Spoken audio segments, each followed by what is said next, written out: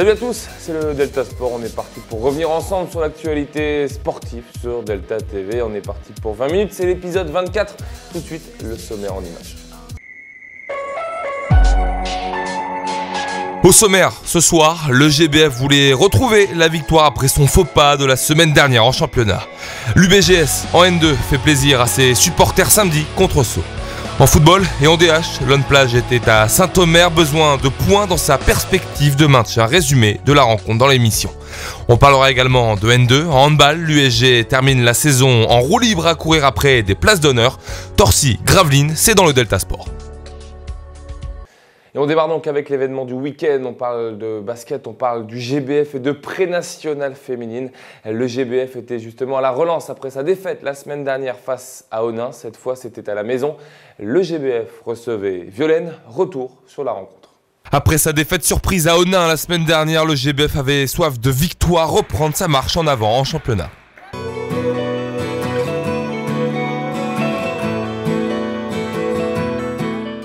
Dimanche dernier, le GBF perd pour la seconde fois de la saison à Onnain. Conséquence, les Gravinoises ne sont plus seuls leaders du championnat de pré-national. Déçu est un mot assez faible. Non, je suis vraiment écœuré parce qu'on est passé complètement à côté de notre sujet.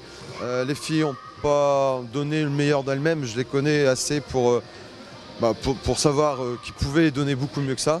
Oubliez donc la victoire d'avance sur Armentières. Les deux équipes sont co-leaders avec le point avérage particulier défavorable pour les Gravinoises. Je m'attends, c'est pas ça ma priorité. Mais bon, c'est vrai qu'aussi bien on a perdu la première place et sûrement le titre la semaine dernière. Ça, j'en suis conscient. Maintenant, il faut vraiment garder cette deuxième place synonyme de N3.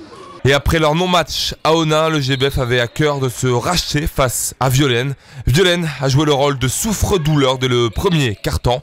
11-0 en 5 minutes, puis 22-2 pour conclure le premier quart sur un 26-6. Je voulais une réaction, bon, elle a eu lieu cette réaction. Maintenant, on a vu qu'on était un peu fébrile sur le deuxième quart-temps. Je pense qu'il y a une explication par rapport à la semaine dernière, on était encore un peu dans le doute. Par contre, on a très bien entamé cette partie. C'est vraiment ce que j'attendais. Petit moment de doute dans le second quart-temps donc, mais le match est plié depuis longtemps. Au fil de la rencontre, l'écart lui va grandir pour finalement s'arrêter à plus 44. Le GBF s'impose 100-56, barre des 100 points atteintes en fin de match après notamment une série à 3 points de Stéphanie Leborgne.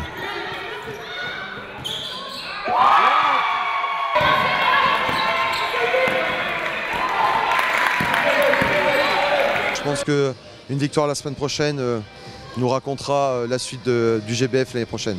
Ce sera à Try-Saint-Léger. Le GBF pour l'instant compte 4 victoires d'avance sur le 3e Bruay-la-Bussière. Tout ça à 5 rencontres de la fin du championnat. Et basket, toujours en proie, le BCM joue ce soir à Lyon, Villeurbanne, en match en retard de cette nouvelle journée de proie. Sachez que c'est un match à suivre en intégralité et en direct sur Delta FM à partir de 20h30. Basket, encore cette fois, on parle de l'UBGS. L'Union recevait Sceaux, un sujet de notre confrère de la STV, Frédéric Loy. Ça y est, c'est fait, l'UBGS est et restera national de la saison prochaine. À 3 journées de la fin, grâce à leur victoire sur Sceaux samedi soir, la 11e de la saison, les unionistes obtiennent leur maintien. Ça nous fait du bien, surtout qu'au match aller, on était passé totalement à travers. Donc on avait une petite revanche à prendre sur le match aller. C'est chose faite. Maintenant, je pense que on restera en N2 l'année prochaine avec cette victoire. Elle est amplement méritée. On y est, on y reste. C'est une bonne nouvelle, une bonne opération pour l'UBGS qui samedi soir a gagné en maîtrisant son sujet, malgré l'absence de son intérieur Benoît Seigneur. Le joueur ne fait plus partie de l'effectif depuis un accrochage à l'entraînement avec l'un de ses coéquipiers. On a pris une décision avec Benoît, il y a eu un petit incident il y a 15 jours. Voilà, on a décidé avec le comité de se séparer de Benoît, on l'a reçu et ça s'est très bien passé. Comme des grands adultes et voilà, on a mis un fin au contrat de Benoît cette année. C'est dans le 3e quart-temps que l'UBGS a fait le trou samedi soir. Elle signe d'entrée un 7-0. Sous l'impulsion de l'homme en forme du moment, Mehdi Dridi, auteur de 17 points, et de Wangbara de Becréo à l'intérieur, lui aussi crédité de 17 unités. L'UBGS s'envole au tableau d'affichage pour compter 14 points d'avance, 52-38 dans le milieu du 3e quart-temps. Une avance que va contester les Parisiens pour revenir sous la barre des 10 points grâce à son intérieur, l'ex-Limoges Ludovic Negrobar. Mais samedi soir, les unionistes n'étaient pas décidés à laisser passer l'occasion de se maintenir, d'autant qu'au match aller, ils s'étaient lourdement inclinés, passant totalement au travers. Jusqu'au bout, les protégés de Yann Millois restent solides en défense, en attaque sans être géniaux, mais en gérant parfaitement leur avance, ils trouvent les solutions. Score final 83-68, une victoire cruciale, synonyme de maintien. On va essayer de finir en beauté et de prendre tout ce qu'on peut prendre. On ira à Coulommiers dans 15 jours avec la même intention qu'on a eu, le même esprit qu'on a eu à Cherbourg. Et si ça se présente, on le prendra, on ne va pas le laisser. Puis après on terminera avec un match de gala contre Lorient.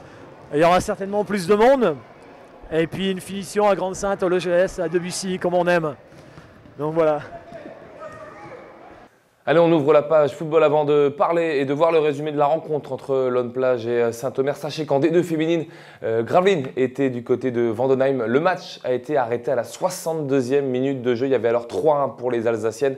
Ça fait suite à la blessure de Noémie Godard. Et comme les Gravelinois s'étaient déplacés à 9 en Alsace, et bien désormais réduite à 8, l'arbitre a décidé d'arrêter la rencontre. Défaite donc 3-0 sur tapis vert. Tout ça sous les larmes de Jean-François Azam, effondré sur son banc. On va le voir avec le tableau au classement pour l'USG.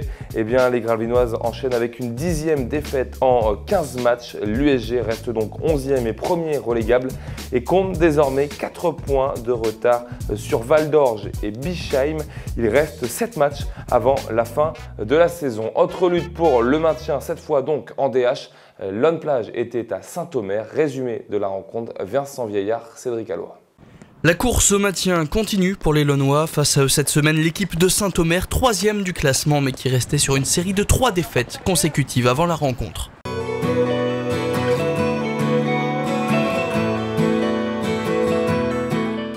Ce déplacement à Saint-Omer s'annonçait donc difficile face à une équipe revancharde. Pourtant, ce sont bien les Lonnois qui se procurent la première occasion. Retournée acrobatique de Raphaël Kamenitoko, mais ça passe à côté. La première occasion pour Saint-Omer arrive quelques minutes après. Sullivan Ferlin tente sa chance, mais Alexis Dumont se couche bien sur le ballon. Saint-Omer continue de pousser et obtient un corner tiré par Morgan Leduc à la 35e minute. Christophe Mersman ouvre le score d'une demi-volée au second poteau. Du coup, Lonneplage tente crânement sa chance. Kevin Auchard tente lui aussi une reprise acrobatique, mais ça passe bien au-dessus de la barre transversale. À la mi-temps, le score est donc de 1-0 pour Saint-Omer. Remobilisés, les hommes de Fabrice Bourré et de Luc Portier se procurent la première occasion de la seconde période. Corner tiré sur la droite, repris de la tête par Johan Leclerc, mais ce n'est toujours pas cadré. On a été dans une période où on revient à la marque et on était plutôt bien. Saint-Omer a commencé à bien douter et puis ce fait de jeu sur une faute de Florian Leblanc qui touche, c'est vrai, le joueur de Saint-Omer, mais l'arbitre décide de mettre un carton rouge précipitamment. Le joueur n'était pas blessé, a pu continuer la partie tranquillement et nous du coup on est resté à 10 et forcément c'est plus la même donne. Saint-Omer a gagné, a marqué des beaux buts, hein, il faut pas le dénigrer. Maintenant ça fait partie du jeu, il faut accepter aussi la défaite. On a perdu, mais il y a eu beaucoup de choses qui ont fait que ça a été à notre désavantage aujourd'hui. À l'image du 3e but, hein, on fait une faute de relance, ça a payé cash derrière. Ils ont trouvé le décalage qu'il fallait et marqué ce 3e but qui plombe le match en fait. Hein, donc voilà, mais ça fait partie du jeu, il faut rebondir très vite et surtout réagir contre Vermel dimanche. Dans le temps additionnel, Christophe Mersman commet une faute dans la surface et Saint-Omer est aussi réduit à 10.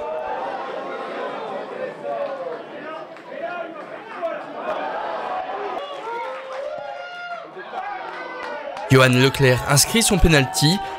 3-2, donc le score en restera là.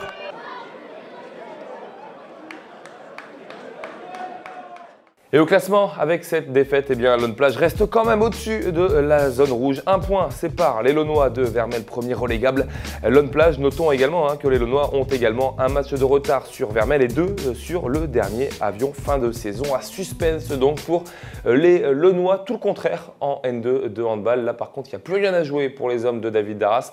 Maintenus en N2 la saison prochaine, eh bien, ils ont une fin de saison en roue libre qui les attend. Il y avait donc un déplacement du côté de Torcy US Gravelines. Michel Vière, Bernard Duda. En se déplaçant en région parisienne avec 2 titulaires en moins, l'USG savait que la rencontre face à Torcy, 5e égalité avec les Gravelinois, allait être compliquée.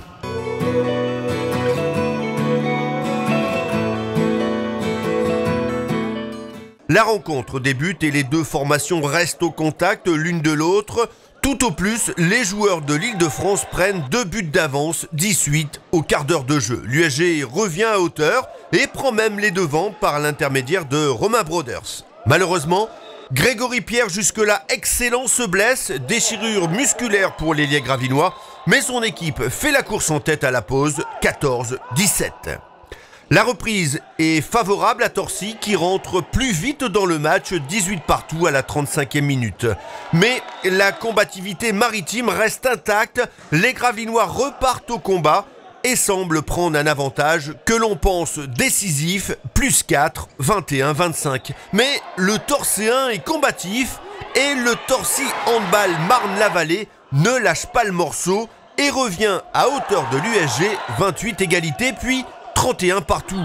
Ce sera la dernière fois et comble de malchance, Romain Broders, touché à l'épaule, doit laisser ses coéquipiers terminer la partie. Privé de ses meilleurs combattants, l'USG laisse filer son adversaire, score final 33-31. Le banc a fait la différence. On écoute Jonathan Bétain. Il manque de gros titulaires. À la fin de la première mi-temps, il y a Greg qui se blesse. Après, à la fin, il ne manque pas grand-chose pour gagner le match. On perd de 2 buts sur la fin. C'est dommage, il manquait un peu de suite. Résultat, classement, Michel Viard, tout de suite, musique, tableau, c'est parti. Dans les autres résultats de la Nationale 2, la poule 3, celle qui nous intéresse donc, outre la victoire de Torcy face à Gravelines, a signalé les matchs nuls de Amiens face à Billy Montigny, 32 partout, et dans le choc au sommet, match nul également entre l'USDK et Hasbrook, 19 partout. Sinon, le Stade Valériquet n'a pas fait détail face à Chaville. Ivry s'est fait surprendre chez lui par Savigny-sur-Orge, 30-27. Et enfin, Ronchin, le Stade Mélantois, est allé l'emporter chez la Lanterne Rouge Morse-en-Fleury, 25-21. Au classement, doucement mais sûrement, le Stade Valériquet se dirige vers la montée. L'USDK et Hasbrook suivent derrière. Gravelines est 8e au classement. Et enfin, Chaville, Billy Montigny et Morsan ferment la marche. Et voilà, c'est là-dessus qu'on se quitte pour ce nouveau numéro du Delta Sport. Le sport, justement, il revient jeudi soir sur Delta TV avec le Delta Sport Agenda de Michel Viard. Rendez-vous à 18h30. Nous, on se retrouve lundi prochain. On parlera notamment de l'USG en CFA2. On ira à la rencontre du nouvel entraîneur, Stéphane Cléré. Bonne soirée à tous. Salut.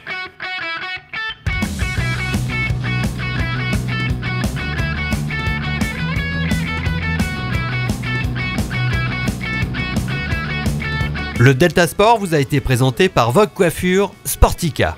Votre coiffeur pour hommes, femmes et enfants, ouvert du mardi au samedi en non-stop de 9h à 19h. Vogue Coiffure Sportica, 03 28 65 39 37.